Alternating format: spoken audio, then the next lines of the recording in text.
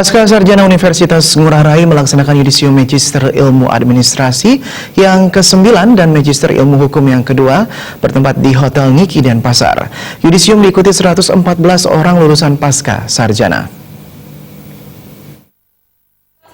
Sebanyak 114 orang lulusan Pasca Sarjana Universitas Ngurah Rai di yudisium yang terdiri dari 71 orang dari Prodi Magister Ekonomi dan 43 orang dari Prodi Magister Ilmu Hukum Universitas Ngurah Rai. Direktur Pasca Sarjana Universitas Ngurah Rai, Luhnila Winardi mengatakan, yudisium merupakan hasil evaluasi dari proses Tridharma perguruan tinggi dalam memperoleh gelar Magister Ilmu Administrasi dan Magister Ilmu Hukum.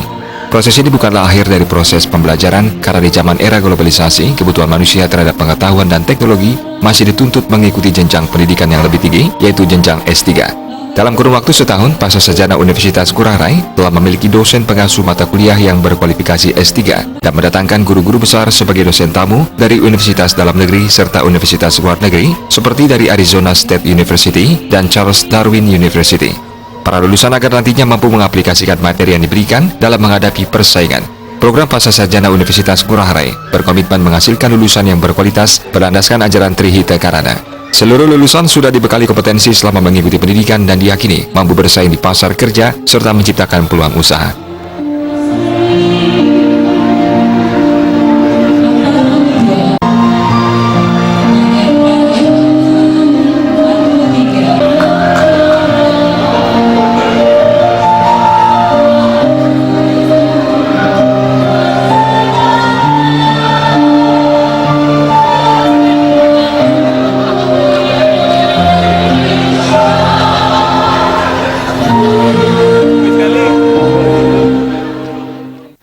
Yudisium merupakan hasil daripada evaluasi Tridharma perguruan tinggi.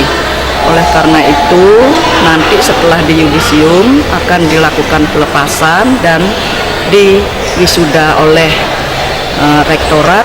Sebagaimana komitmen kami dari Pasca Sarjana Universitas Ngurah Rai adalah ingin menghasilkan lulusan yang berkualitas, berlandaskan kepada Trihita Karana, sehingga dengan demikian mereka itu dapat bersaing di pasar kerja.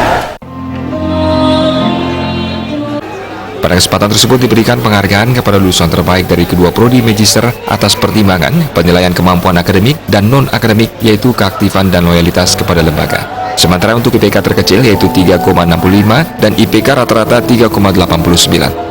Selanjutnya para yudisiawan dan yudisiawati akan diwisuda oleh Rektor Universitas Ngurah Rai pada 8 September 2018 mendatang.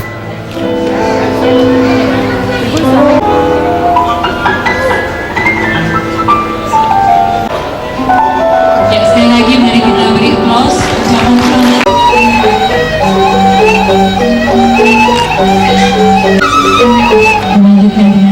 Indra Wijaya, Bali TV.